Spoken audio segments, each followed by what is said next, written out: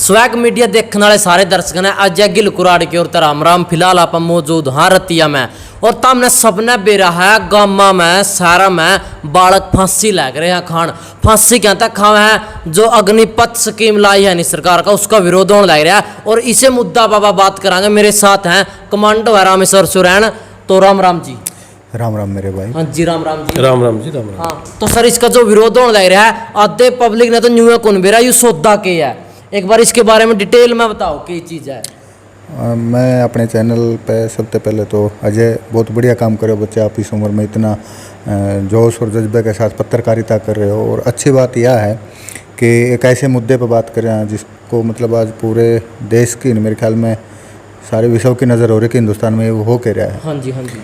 और हिंदुस्तान की बात करें तो ये सिर्फ आज का मुद्दा इसलिए नहीं है कि युवा साथी हैं जो वो भड़के हुए हैं इस चीज़ को लेकर, बड़ा दुख है, बड़ा रोष है।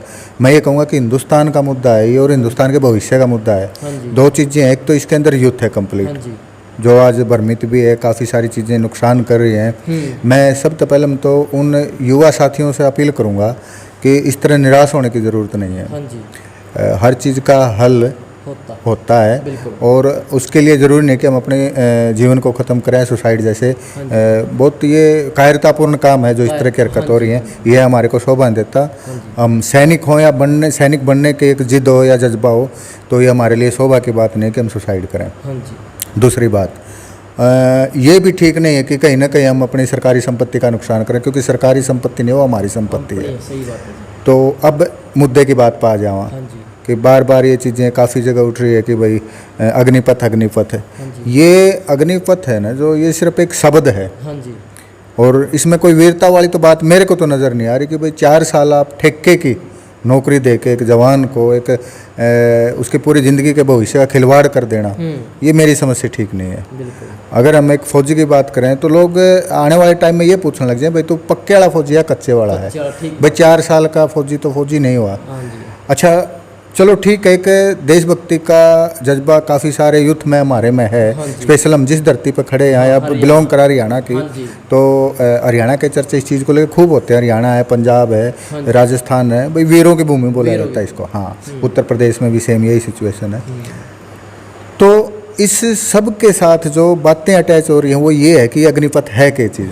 अग्निपथ सिर्फ एक शब्द है और इस शब्द के जंजाल में फंसा के मौजूदा सरकार, मैं सीधे शब्दों में भारत सरकार की बात कर रहा हूँ, बीजेपी की बात कर रहा हूँ, तो जिस तरह से रेलवे बेच दिया, बैंक बेच दिए, बाकी तमाम जो भी सरकारी महकमे थे उनको प्राइवेट कर दिया गया धीरे धीरे। अब ये चीज़ जो एक देश की सुरक्षा की है, देश के भविष्य की है, आज जो बच्चे हैं कल युवा हैं और कल युवा है जो उनके कंधों पर देश टिका है, तो ये तो अब एक ऐसी रग के ऊपर हाथ धर दिया जो कि मतलब सोचना पे भी है ना आदमी की रूह काँप जाए। बार बार ये चीज़ कही जा रही है कि भाई हम ज़्यादा लोगों को मौका दे रहे हैं देश सेवा का, ना, गलत बात। अगर देश सेवा का मौका दे रहे हो, एक बच्चा जब पूरे मन से 3 साल 4 साल तैयारी करके सर्दी में सवेरे 3-4 बजे उठ के दौड़ की तैयारी करे है, सारे सपने हों उसके अंदर। आपने पहले भी देखा है, पवन नाम का एक लड़का ने सुसाइड कर ली थी क्योंकि उसकी उम्र निकल गई थी। एक तो 3 साल तक तो भर्ती नहीं हुई कोई। अब देश ये सोचने पर मजबूर हो रहा है कि 3 साल भर्ती ना करने का मतलब क्या यही था कि इस बीच में क्या यही प्लानिंग हो रही थी अब हम ये चीज़ इस तरह तोड़ मरोड़ के और इनके भविष्य के साथ खिलवाड़ करा।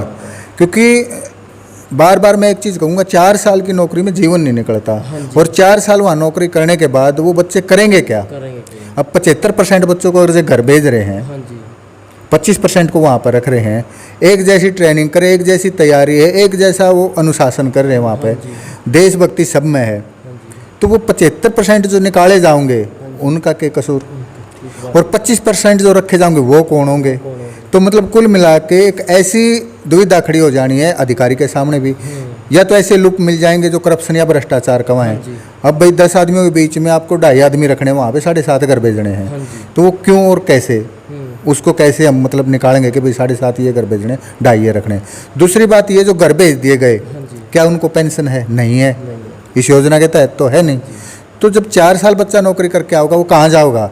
वो सीधे शब्दों में या तो किसी सेठ साहूकार के या किसी बड़े व्यापारी के, और मैं तो ये कहूँगा कि जो इन आकाओं की गुलामी कर रही हाँ है। जी। स्पष्ट रूप से किसान आंदोलन के अंदर बार बार नाम लिया गया, अडानी, अंबानी, ये तो दो नाम है, इन जैसे सैकड़ों नाम है जो कि कॉरपोरेट का मसला जिनके हाथ में है और जो सरकार चलाते हैं पैसे से। क्या ये उन लोगों के लिए प्रशिक्षित सैनिक तैयार कर रहे हैं उनके दरवाजे खोलने के लिए? लोग अब इस तरह के सवाल कर रहे हैं। तो मैं बार बार यही चीज़ कहूँगा आपके चैनल के माध्यम से, और भी जहाँ पे डिबेट होती है या कहीं पे भी हम यही बात रख रहे हैं कि कम से कम ये हमारी जो सुरक्षा का सवाल है, देश के भविष्य का सवाल है, इसके साथ और युवाओं की जो एक मतलब सोच है, युवाओं का एक जज्बा है, उसके साथ खिलवाड़ मत करो सरकार।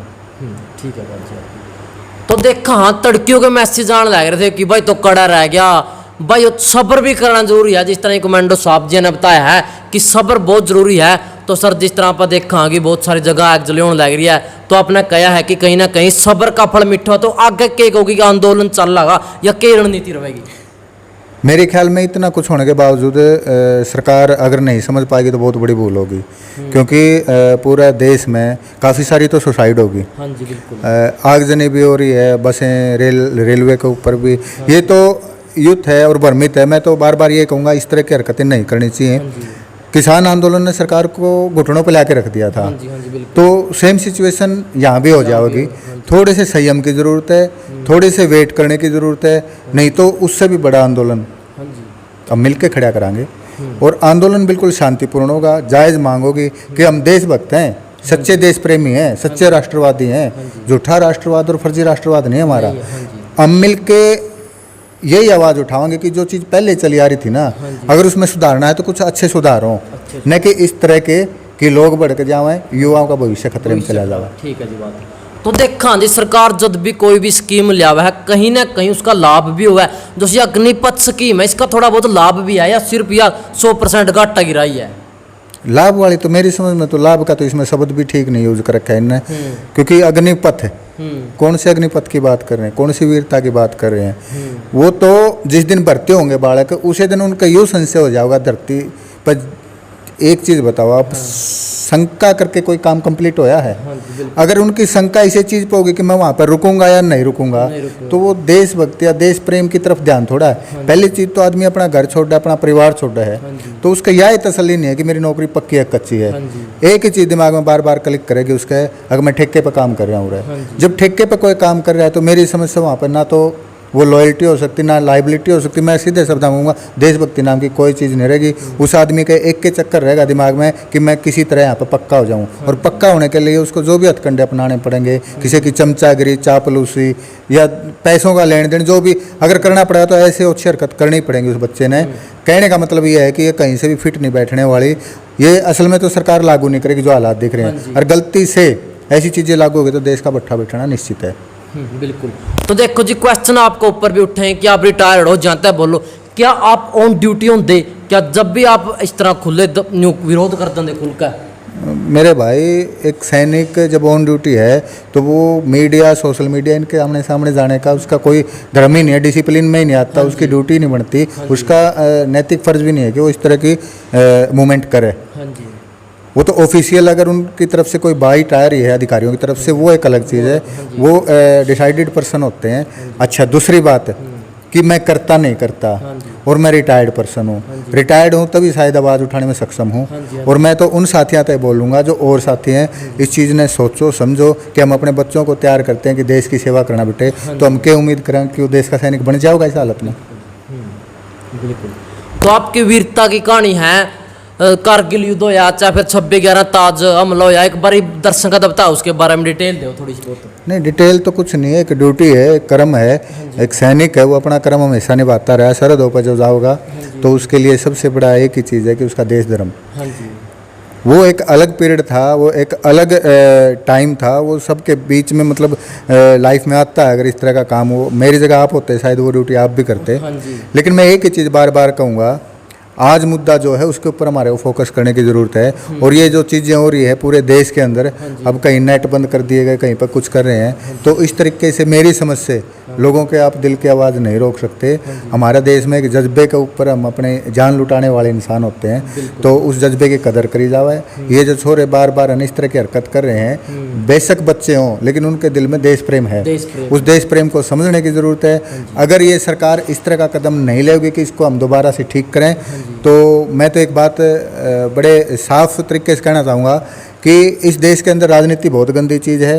विरोधी पार्टियां उसके या कोई ऐसे असामाजिक तत्व हैं, इस युद्ध को है ना मोल्ड करके कुछ न कुछ गलत करवा लेंगे देश के अंदर, और वो देश के लिए भी घातक है, हमारे बच्चों के लिए भी घातक है, देश के लिए सारी चीज़ें अच्छी नहीं है। बिल्कुल। तो सर क्या आपने ऐसा भी लग रहा है कहीं ना कहीं देश जो है तानाशाह की ओर चल रहा है? नहीं, इसमें तानाशाही और बाकी शाही की तो दिक्कत ही नहीं है। गलत होएगा तो आवाज़ उठेंगी तो उसको विरोध या विद्रोह पता नहीं क्या क्या शब्द देंगे लोग। फिर भी हम तो बात यही कहेंगे कि समझने की और शांति से आवाज़ उठाने की ज़रूरत है। इस तरह की गलत हरकतें ना ही करें। वो सरकारी नुकसान है जो हमारा खुद का नुकसान है। सरकार है ना जो कोई वो एक पर्टिकुलर एक आदमी नहीं है, वो कुछ लोगों की एक सोच है। सरकार बदली जाऊंगी सारी चीज़ हो जाऊंगी, इसके ऊपर कोई सारा ये कोई बड़ा सा वो नहीं है कि भाई ये चीज़ें नहीं होंगी। ये तंत्र हैं जो ये सारे के सारे सिस्टम है, ये हमारे से ही चलते हैं, देश से ही चलते हैं, लोकतंत्र के अंदर। और लोकतंत्र के अंदर अगर आवाज़ उठा रहे हैं तो उस आवाज़ को सुनने का काम सरकारों को करना चाहिए। बिल्कुल बिल्कुल, बहुत बहुत। तो के कुछ कहना चाहोगे, के कुछ कमी लग गई आपने? भाई साहब, इसमें सबसे बड़ी यही कमी है कि इसमें युवा है जो वो देशभक्ति से हट जाएगा। हाँ जी। उनको ठेके पे रखने की ये स्कीम लेके आए हैं, ये बहुत गलत स्कीम है। इसमें अभी गुड़गांव, फरीदाबाद, रेवाड़ी में कई जगह पे आगजनी हुई, जो पब्लिक प्रॉपर्टी का जो नुकसान हो रहा है, ये बहुत गलत हो रहा है। और इसमें कोई बच्चों का भविष्य आगे नहीं है। ये ठेके वाले हैं तो ठेके 4 साल बाद निकाल देंगे। 4 साल में तो बच्चा सोचेगा कि देशभक्ति की तरफ जाऊं या कोई अपना और किसी वर्ग में तैयारी करूं, किसी और जगह में सेट हो जाऊं। तो इसमें कुछ नहीं है। उसके बाद कोई पेंशन की स्कीम नहीं है, कुछ नहीं है। कम से कम कुछ तो उनको बच्चों को मिले, युवाओं को मिले कि उसके बाद उनका कोई जीवन यापन का कोई उनको आगे दिखे। कोई रोशनी नहीं है इसके बाद। ठीक है जी। तो कमांडो जी, आप लास्ट में के संदेश देना चाहोगे? बस मैं बार बार एक ही संदेश दे रहा हूँ। सुबह से जितने भी साथियों से मुखातिब हुए हैं उन्हें मिला हूँ, सोशल मीडिया की बात करें या इलेक्ट्रॉनिक मीडिया की, कि भाई मेरे छोटे भाई हैं जो मेरे बच्चे समान हैं, इस तरह की गलत कदम उठाने की ज़रूरत नहीं है कि भाई हम सुसाइड करें। हाँ जी। इस समस्या का हल नहीं है कि हम अपनी ज़िंदगी ख़राब कर लें या ज़िंदगी को दाव पर लगा के इस तरह के हम कर्म करें। हाँ जी। हम सैनिक बनने वाले हैं, नहीं बने तो अलग बात है। तो हमारे अंदर इतना जोश भी होना चाहिए और इतना ना हौसला भी होना चाहिए कि हम ऐसे मूवमेंट के ऊपर अपने हौसले ना तोड़ें और मिलके शांति से आवाज़ उठावाएंगे। और देख लेते हैं, वेट करें, नहीं तो इसकी बिल्कुल प्लानिंग के साथ बिल्कुल तरीके से, और जो डेमोक्रेसी में एक तरीका है उसके तहत हम आवाज़ उठावाएंगे। और सेम उसी तरह जैसे किसान आंदोलन के हम हिस्सा रहे हैं, उसी तरह इस आवाज़ को भी उठावाएंगे। और एकजुट होने की ज़रूरत है। जाति धर्म कोई मायने नहीं रखता, क्षेत्र कौन सा है, हमारे लिए देश, हमारा तिरंगा वो सर्वोपरि है। देश धर्म के ऊपर चल के इस आवाज़ को उठावाएंगे और अपना हक है जो वो लेके छोड़ देंगे। ठीक है जी, बहुत बहुत धन्यवाद जी आपका जी। तो बात आपने किसी लगी, कल्ली कल्ली बात ध्यान करना और सब्र जरूर करना है, शांति रखनी है और उसके तहत ही आप आगे काम कराएं। तो राम राम सहना, जय हरियाणवी, जय हरियाणा।